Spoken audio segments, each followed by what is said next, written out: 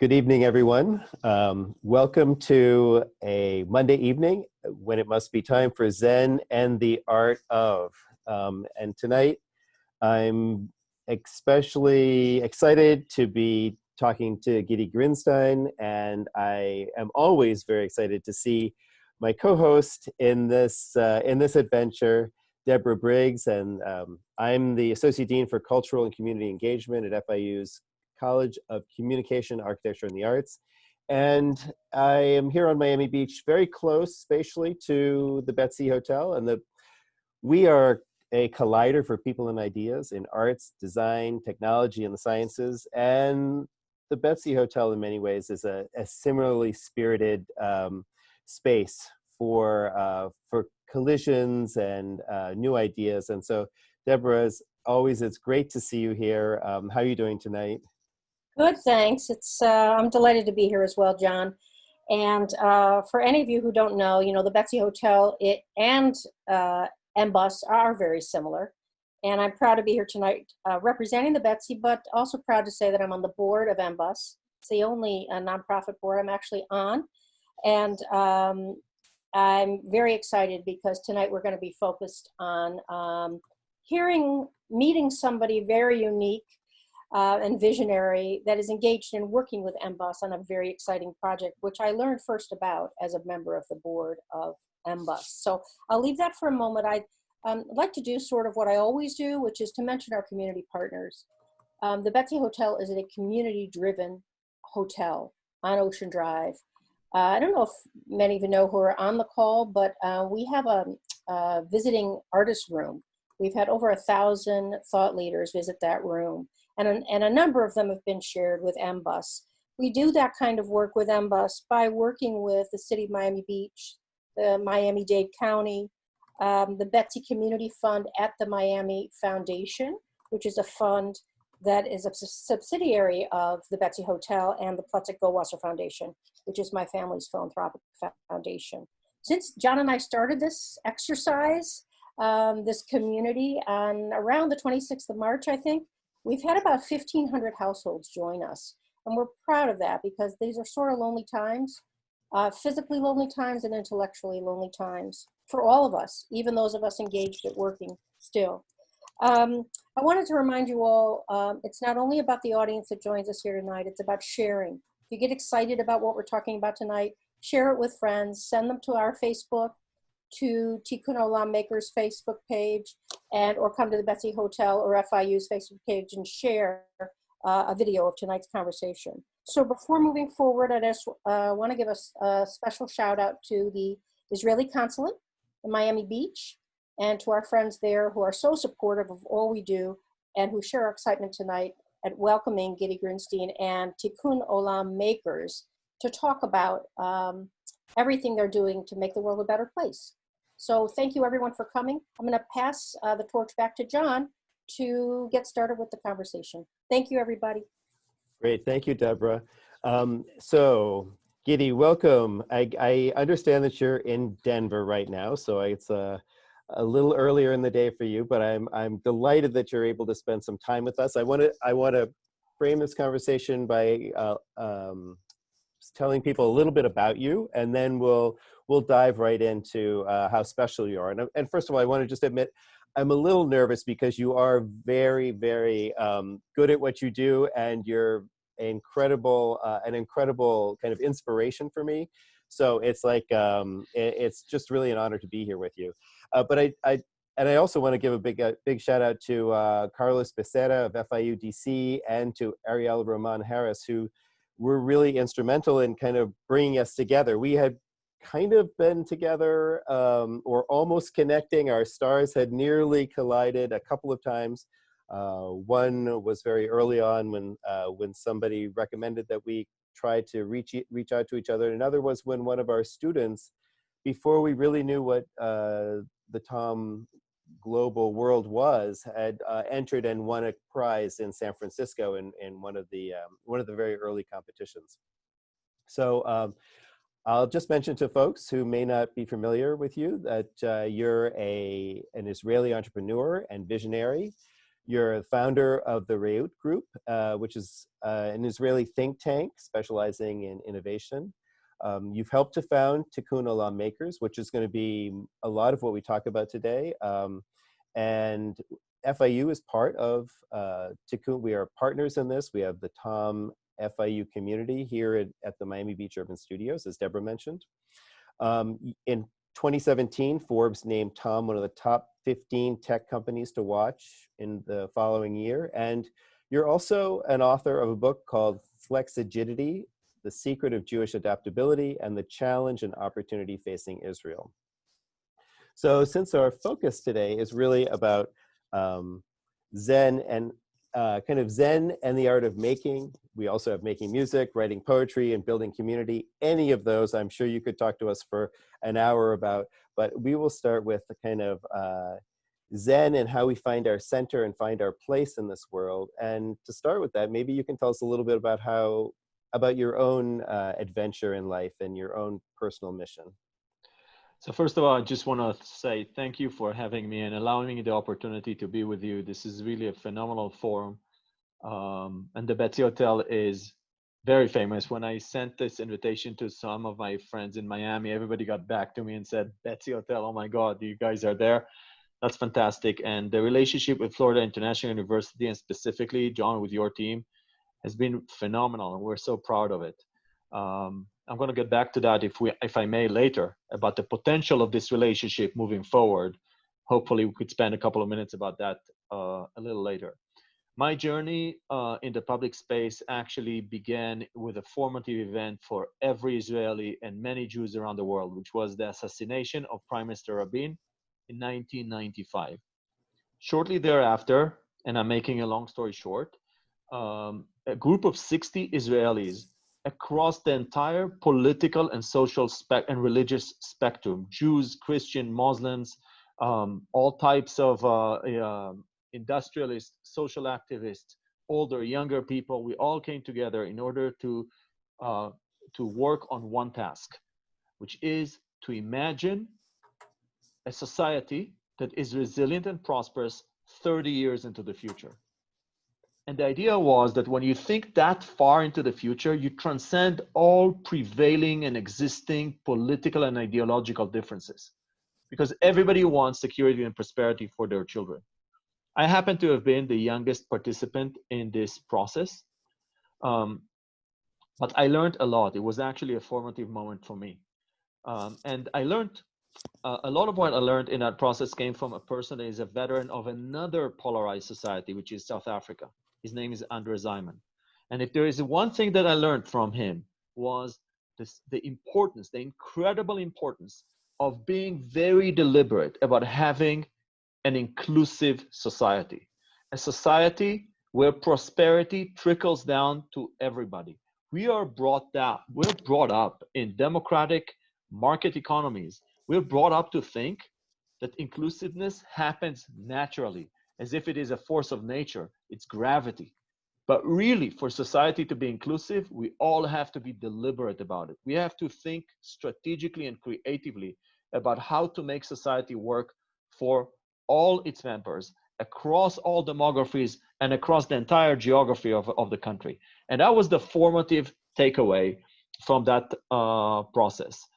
Fast forward, I got a fellowship, a Wexner fellowship, to go to the Kennedy School of Government. And I decided to spend my year there, which was from 2001 to 2002, on figuring out how we can make, basically leap Israel into becoming one of the most prosperous countries in the world, which is also economically and socially inclusive. I spent a whole year researching that process, which then led me to conclude that when I go back to Israel, I should create an institution that will focus about creating long-term strategies and innovative models for dealing with the biggest challenges that face our society, which is how Reut came into being.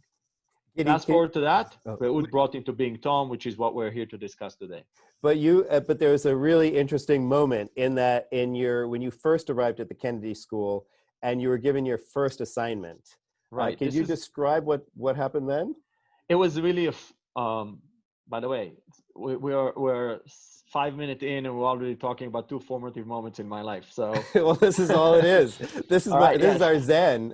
Yes. So first day in the Kennedy School, everybody's tasked, at least our class was tasked, 200 people to imagine or to envision what we would want the eulogy that would be said by our children about us when all is said and done. And this was a very simple exercise to basically push us to try to think about what is our mission in life.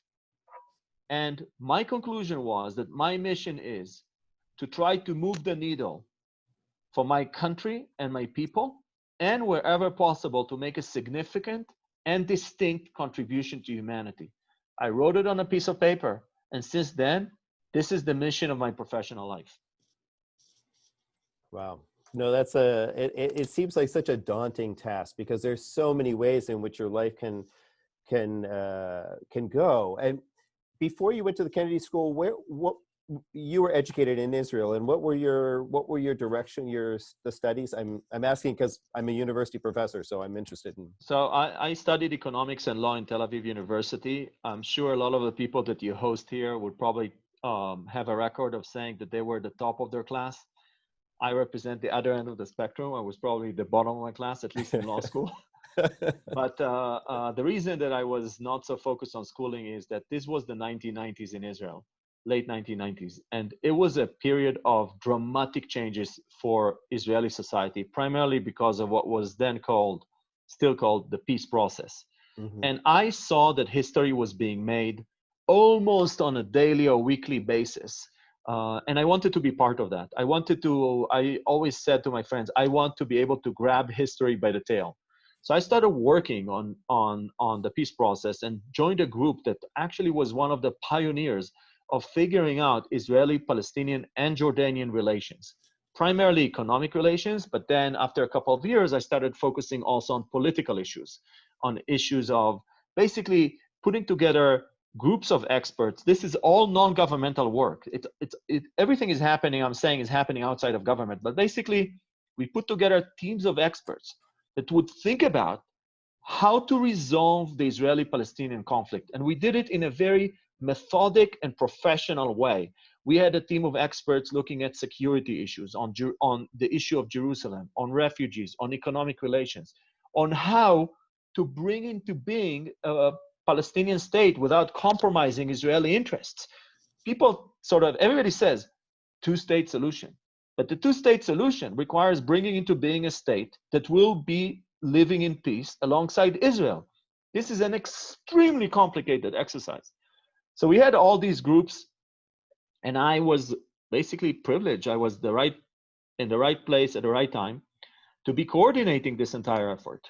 And then when Prime Minister Ehud Barak was elected, he needed a team to run the negotiations. And he also, every negotiation team needs a secretary, needs someone that will be working with and coordinating this entire effort. And that's how I found myself moving from the non-government world to the government world, which is basically joining the office of the Prime Minister, and then later the Bureau of the Prime Minister in Israel, which is basically the Israeli version of the West Wing. So that was happening in parallel to my schooling. That was my real school. Yeah, I can imagine. And I mean, that led you directly to the Camp David Summit, and since that was kind of about peace, and we're looking at ways to think about peace in their conversation, and equity and all these other things. Maybe you want to tell us a little bit about that moment? So, yes, this was a time or a period of trying to make peace. But it was also a very aggressive period within us and the Palestinians, because we had some national interests on our side, and they had interests on their side that were clashing. And the government of Israel at the time had multiple additional issues it needed to take care of. Some of you may remember, we were trying to make peace. The Prime Minister was trying to reach a peace agreement with President Assad, the father, before he passed away. And then once that didn't work out, we were basically in a stalemate. We were stuck in Lebanon. And then the Prime Minister decided to withdraw the Israeli military forces unilaterally from Lebanon. All of that is happening within a span of 10 months. And then there is the Palestinian issue. So you can only imagine the pressure and the intensity and the complexity around the prime minister in the prime minister's office. But ultimately, after 10 months of dramatic political moves with Syria and in Lebanon, comes the turn of the Palestinians, which is roughly between as of May 2000. And as was mentioned earlier, I was the secretary of the Israeli delegation. So by the time we get to these negotiations, we have a lot of conflicting interests with the Palestinians. So it was not Zen at all. But, and this is the big but, we spent hundreds and hundreds of hours with our Palestinian interlocutors. You know, when we negotiated, it was a different team. Negotiated with the Syrians, they never broke bread with us. They never had a glass of water with us. It was so formal, it was so distant and cold. But with the Palestinians, we were friendly. We ate together. We drank together. Water, sometimes alcohol. I don't drink alcohol. Some of them don't. But what I want to say is, in between these negotiation sessions, we spent some personal time. We got to know their personal stories and their families. And this is where there is a Zen-related insight that I could share here. And that is, when you come to these negotiations, and especially our side, we are very prepared. We did our homework. We knew our positions. We were lawyered up. We knew the facts. We knew the arguments. We had every aspect of international law that could back our positions. We had it down. But then over time, after you put your position forward and you argue, but when you listen to the other side, especially in these side conversations, you begin to see their narrative. It doesn't necessarily mean you agree with them, but you see their perspective. And I'll give 2 examples. The first example is the issue of Palestinian refugees. When we came into the negotiation, we, meaning the Israelis, we thought that this is just an issue the Palestinians were using to create leverage on us. But over time, when we heard their personal stories, the stories of their parents and the grandparents, we started to understand how painful it was for them. This doesn't mean that we accept their positions, but we understand their story. And a few months ago, I was on a Zoom call with my interlocutor, which means the secretary and the lawyer of the Palestinian team, on a Zoom call just like that, the one we're having tonight. And in answering one of the questions, he said that when the Palestinian team came in, they thought that what the Israelis were saying about Jerusalem was just a power play to push them out of Jerusalem.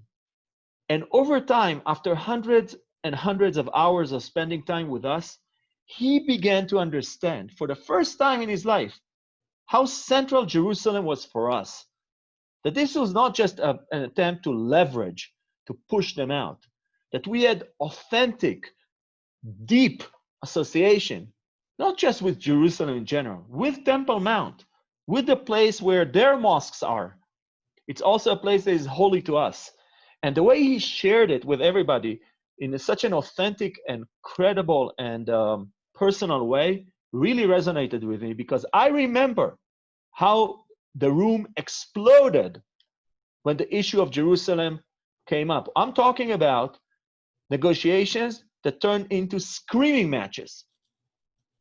Okay? And years later, the person on the other side tells you, you know what? Took me a while, but now I understand your connection to that place. And this is a process that happens even when you sit with people that are adversaries. But over time, we also become partners in the efforts of peacemaking. No, I totally. I mean, I love the fact that you mentioned, breaking bread, and it's something that Deborah and I have talked a lot about, how that kind of promotes a sense of trust, but it's intangible. It's not a mathematical formula. It's nothing. And the way you're describing empathy and building trust among these 2 adversarial teams, and kind of how empathy can sneak up on you when you're not expecting it. I think it's a really interesting. I'll tell you another little anecdote about that. Go ahead. The first time we discussed Jerusalem, very quickly, we presented our positions on Jerusalem and on the association to the old city of Jerusalem and Temple Mount. And they really rejected these notions. They basically said, we don't accept that you guys have a special affiliation with Temple Mount, with the place where the mosques are. And very quickly, it became a very aggressive meeting. Very, very aggressive. But right there, one of the top negotiators on the Palestinian side, got word that I believe it was his son that passed away. And the dynamics changed immediately. We basically set it became like a mourning. And we participated in his loss. Before he left, we were in Washington, before he left Washington to be with his family. And the change that happened, basically, I would say almost within minutes, from a very political, ideological clash to a very personal human moment where someone loses a member of their family. That was so dramatic. And so, as you say, human. Wow, that sounds incredibly intense. And a lot of this, really, it reminds me of the formulation of a new community. It's like if your negotiating teams had to spend more time together for some reason, there would have been even more opportunities to build a community together. And that kind of brings me back to the topic that we started on here, which was Tikkun Olam makers, but also kind of, we had talked before about why today is actually a very special day. And it connects us kind of in this kind of cosmic way to our topic tonight. And I didn't know if you wanted to kind of talk a little bit about, and you pointed it out, so I'm not gonna steal the show here. Why don't you talk about why this it's actually, I think both of us loved it. And it's a fact that today, July 20, 1969, is when the first man walked on the moon.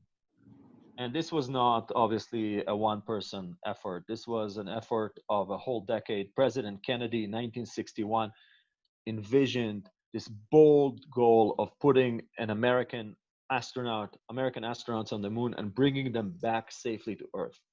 When President Kennedy articulates this mission, the engineering is not there, some of the math is not there, the science is not figured out, but within a decade of a tremendous concerted effort, that goal was achieved. And one of the greatest, by the way, what was required in order to do that are inventions that serve us until today, even vacuum cleaner, the water purification, so many of the things we take for granted were invented in order to put a man on the moon.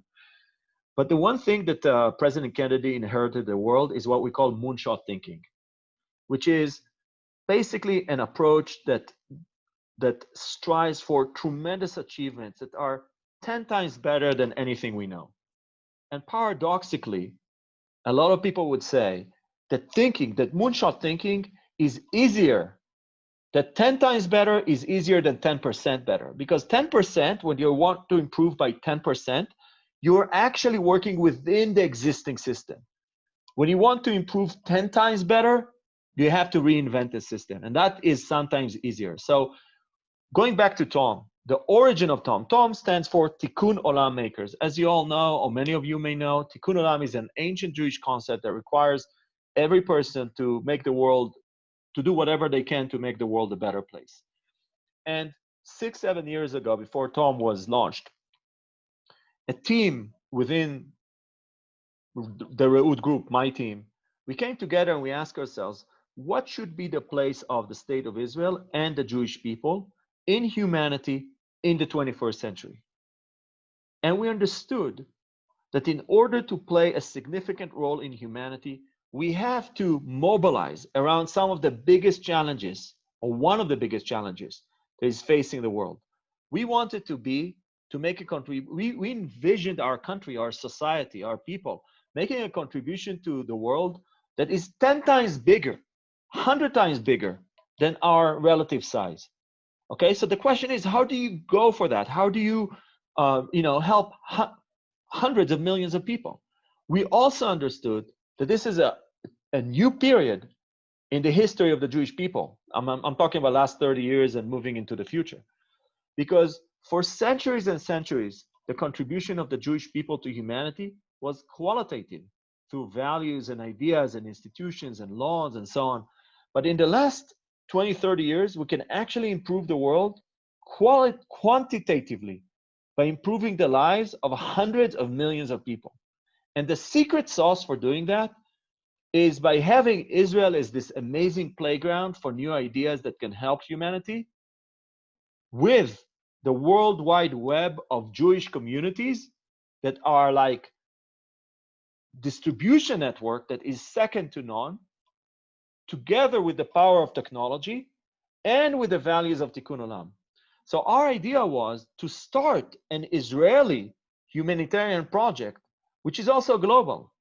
It may have been initiated from Israel or by Israelis, but it's actually to serve every human being around the world. And that was the origin of the project, basically helping 250 million people, Moonshot project, driving dramatic innovation in design and technology around the needs of people at the bottom of the pyramid, people living with disabilities, people who are experiencing poverty, elderly people, homeless people, wounded vets, all of these communities that are structurally disenfranchised, which means the markets cannot answer their needs, and oftentimes government cannot answer the needs. So that sweet spot between market failure and government failure is where we wanted to be. And that's the origin of Tom. But okay, no, that's a great description. From my perspective, there could be so many angles into that sweet spot. It could be addressed by so many different, it could be food security, it could be all these different health, all these different things. How did you choose the maker space as kind of the place that would have this idea kind of come to fruition and blossom? So personally, my son, since he was 14, he was speaking about 3D printing and the maker revolution. And we would speak about that almost every Friday night and Shabbat. And over time, when your kid tells you, I would say it probably happened to many of us, when you hear something enough times from your kid, you better listen. So I started listening.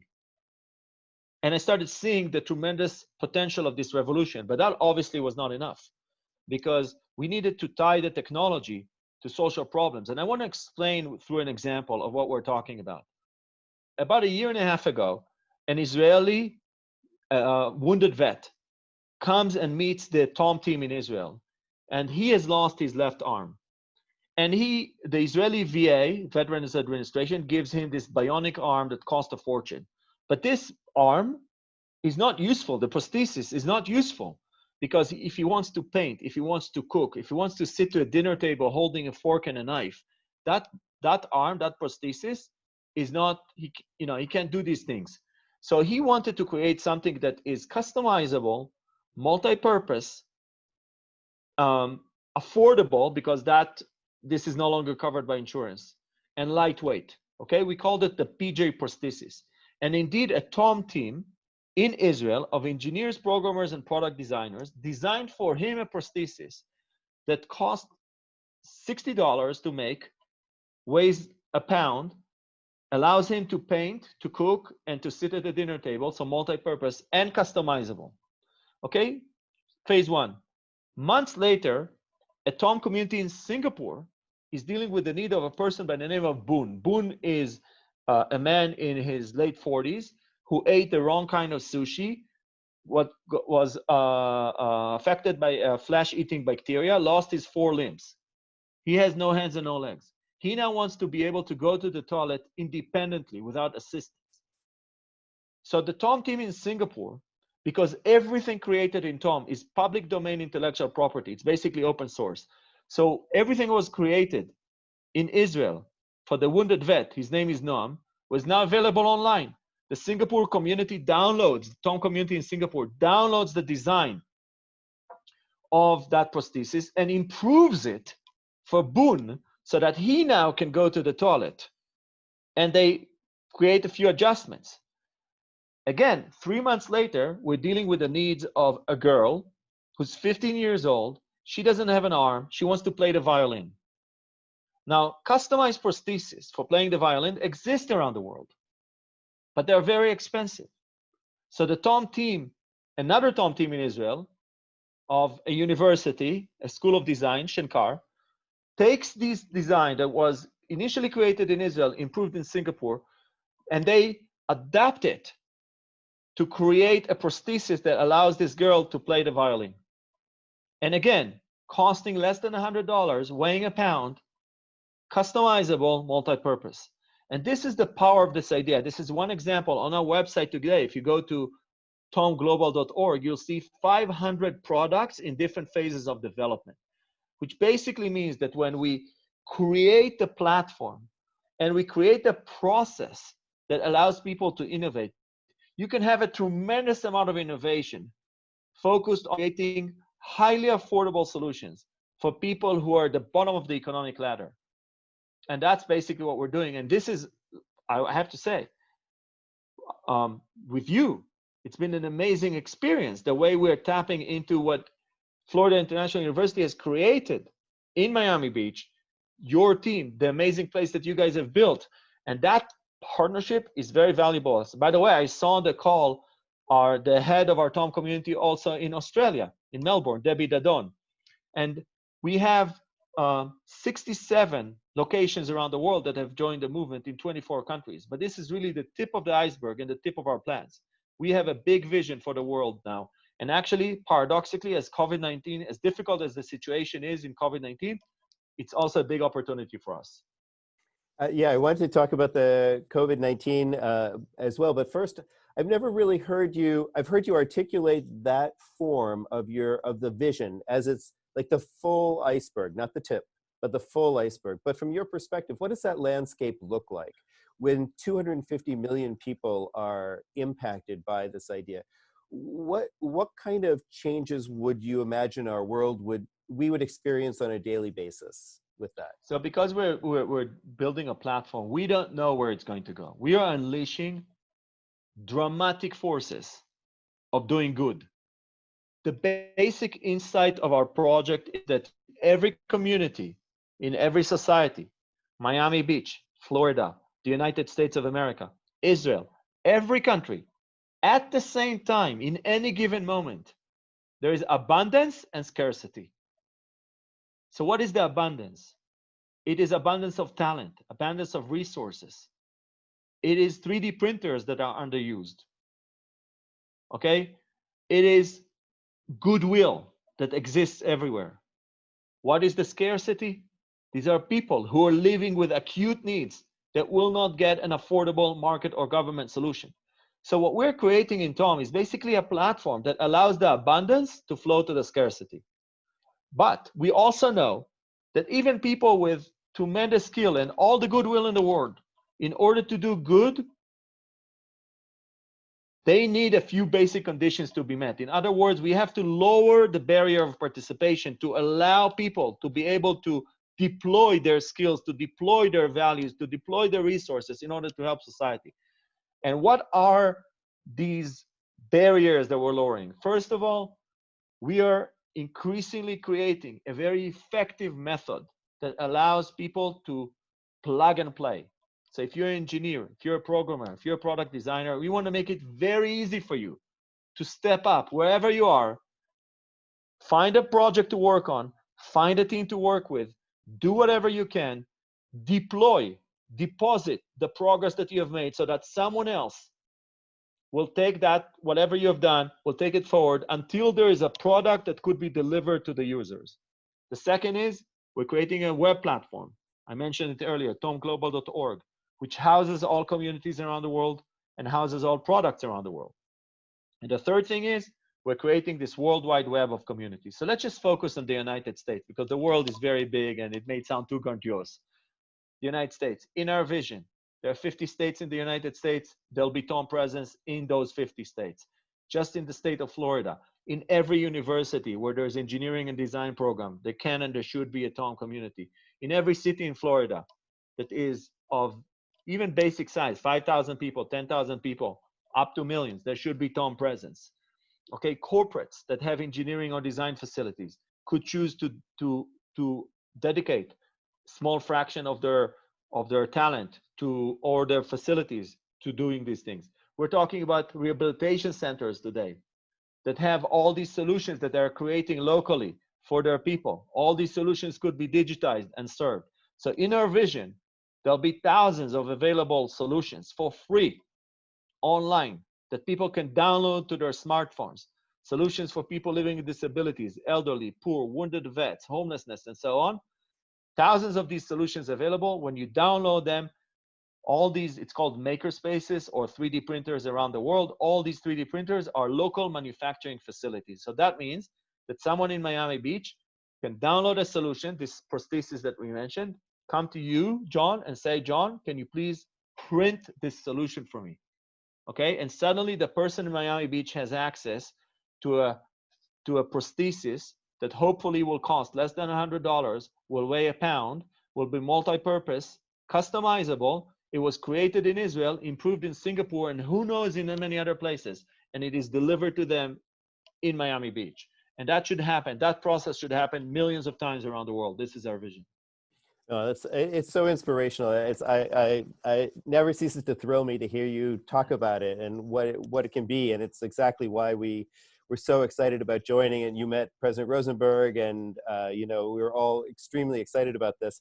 I think also that the number of ancillary opportunities that are arriving with that person who now can play the violin, would be music lessons, or would be some other, I mean, there could be a whole other kind of world forming around each one of these implementations of the maker of the product, of this new product. So, but we're kind of running out of time, as much as I would love for this to kind of keep going. But I wanted to, since we're a university, I wanted to know if you had, and we're in the middle of a pandemic, a global pandemic, I was wondering whether you had any advice for students who right now might be, young like you were. Maybe they're wondering what like you were when you had all these exceptional experiences. I should have ended that sentence a little better. But what would you tell a student to kind of inspire them, or to, in a challenging time like this, and you've obviously seen many challenging times, about their own futures? So let me just, first of all, if I may zoom out before we zoom in on the experience of the student. So this is a dramatic crisis. It's a catastrophe that we are not even able to begin to imagine. I'm now in Denver. It's Monday morning, the beginning of the work week. Downtown Denver, you walk around, it looks like Sunday. And that's true in many other places. So the economic implications are catastrophic. So against this backdrop, it's hard to speak about the opportunity. But here is the opportunity that we see in our TOM team and TOM communities around the world. We see an abundance of amazing talent that is now forced to be available. And we're seeing tremendous needs in our societies and in our communities. And we believe that this is the tremendous opportunity that is emerging. All these problems on one side and all this talent on the other side. So I don't even want to call it advice, because people are in dire situations, but perhaps the insight I could share is the following. This is the opportunity to do extraordinary things. For all these engineers out there, the programmers, the product designers, the community organizers, the occupational therapists, all of you out there, this is a forced break from the path that you may have planned yourself, but this is your opportunity to do something extraordinary. And if what we are doing, if we succeed in what we're trying to do, then we will create a platform that will allow thousands, tens of thousands, hundreds of thousands, millions of people to deploy their skills to help solve human problems all over the world. And together, this crisis of COVID-19 may become the starting point of a glorious moment in human society, where we come together globally to create a systemic solution for a systemic problem, where every locality, you guys in Miami Beach, you are contributors to the global repository of solutions, and you can benefit from everything and anything that has been created from Australia to Argentina, from Canada to Kazakhstan. And that's how we come together across religious lines, across political lines, across gender lines. Any possible divider, we bridge it through global collaboration in the service of our communities. That's beautifully put. And I had somebody on the chat was asking about the face shields that we created, and it was a kind of interesting, kind of specific moment, kind of a specific to the general idea that you were describing, because we were just on a call with Melbourne, with Tel Aviv, with New York, with London about PPE, about the personal protective equipment. And we were looking at the face shield, and then less than a week later, we were asked out of the blue to see if we could provide in our printing lab face shield. And of course, we turned to the example that Tom had on there. You had a few examples of a few things. There were ventilator splitters and a couple of other things that were being investigated then. And so it happened to coincide with what our medical advisors were also looking at. We were all looking at the same thing, and it came together that we modified what you had. We were able to provide it immediately to Baptist Hospital, and then to firefighters, thousands to firefighters in Miami-Dade County, then to small businesses, minority-owned small businesses, particularly Black-owned barbershops and hair salons.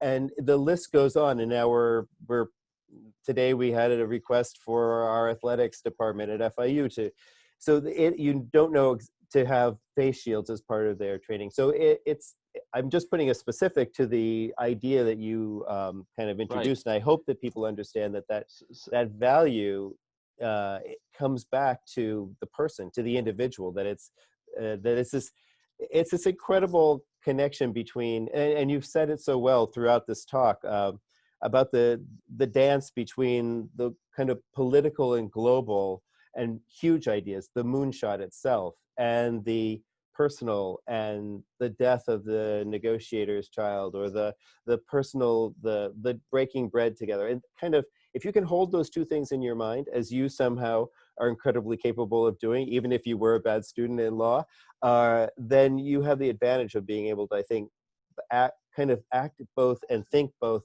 strategically and empathetically. And it's just a beautiful thing to see. And can I just say one more thing? I didn't mean to go out and lecture you about that. No. I just want to say that Tom communities around the world have delivered more than 100,000 units of PPE. Tom community in Mexico delivered thousands of what is called Y splitters. Y splitters, we may not be allowed to use them in Israel or in the United States, but they basically, without getting into too many details, they basically double the capacity of respirators. Okay, so instead of serving one person, serving two people. This is in Mexico. We are collaborating in creating and distributing these solutions because everything is open source. Nobody owns the IP. So you were able to download designs that were created somewhere else, and whatever you created now serves other people. And this is the beauty of the project. We are like a platform for global collaboration around human problems. I know it sounds very sort of 30,000 feet big picture, but this is what we are.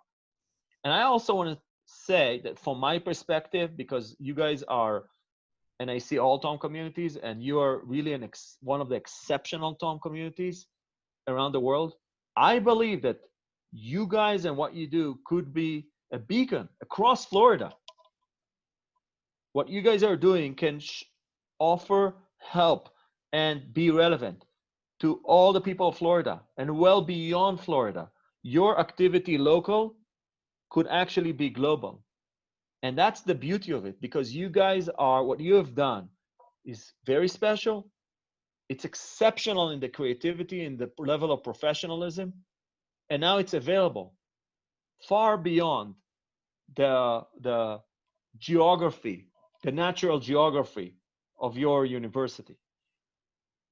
Well, thank you very much. Those are very kind words. And I am so proud to be part of a team here at FIU and this university that's a partner with you and your team. And I want to thank you very much for spending this time with us. It's been a real privilege, and I hope that we get more time together in person sometime soon. We Maybe will. breaking bread at the Tomorrow Betsy. I'm coming to Miami, by the way.